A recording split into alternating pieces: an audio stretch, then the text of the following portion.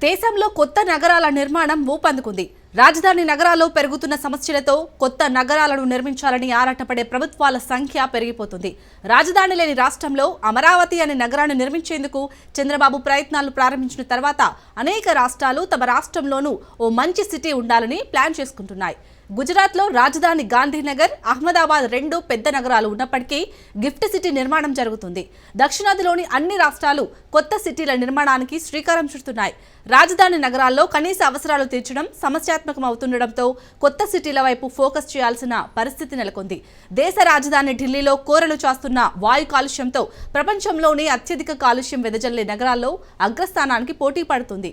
ఇతర సమస్యలు కూడా పెరగడంతో ఢిల్లీ శివార్లలో యూపీ పరిధిలో నోయిడా నగర నిర్మాణం విస్తరణ రోజురోజుకు పెరుగుతుంది. ఢిల్లీలో మాత్రమే కాదు, ముంబై, కోల్కతా, బెంగళూరు, చెన్నై వంటి నగరాల్లోనూ వాయు కాలుష్యం ఒక్కటే కాదు, ట్రాఫిక్ జామ్, వేసవిలో తాగునీటి ఎద్దడి, వర్షాకాలంలో వరదలు, ముంపు సమస్యలు వెంటాడుతున్నాయి. నానాటికి పెరుగుతున్న అనేక సమస్యలకు విరుడుగా కొత్త సిటీల నిర్మాణం ఆవశ్యకతను గుర్తించిన తమిళనాడు ప్రభుత్వం బడ్జెట్లో గ్లోబల్ సిటీని ప్రతిపాదించింది. చెన్నైకు సమీపంలో 2000 ఎకరాల్లో మొదటి దశలో దీన్ని నిర్మించాలని నిర్ణయించారు. అత్యాధునిక సదుపాయాల నగరంగా దీన్ని నిర్మిస్తామని ప్రభుత్వం ప్రకటించింది.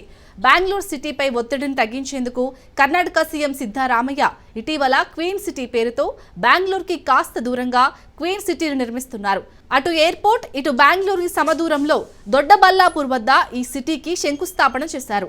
నాలెడ్జ్, హెల్త్, ఇన్నోవేషన్, రీసెర్చ్ కు కేంద్రంగా ఉండేలా ఈ సిటీ నిర్మిస్తామని అంటున్నారు. తెలంగాణలో హైదరాబాద్ కు దగ్గరలోని 30,000 ఎకరాల్లో 4th సిటీ కోసం సీఎం రేవంత్ రెడ్డి ఇప్పటికే ప్లాన్లు రెడీ చేసుకున్నారు. మౌలిక సదుపాయాల కల్పనకు టెండర్లను పిలుస్తున్నారు. కొన్ని భూ కేటాయింపులు చేసి నిర్మాణాలు కూడా ప్రారంభిస్తున్నారు. దేశంలో అత్యాధునిక సదుపాయాలతో జోరుగా సాగుతున్న కొత్త సిటీల నిర్మాణాలు అందరి దృష్టిని ఆకర్షిస్తున్నాయి.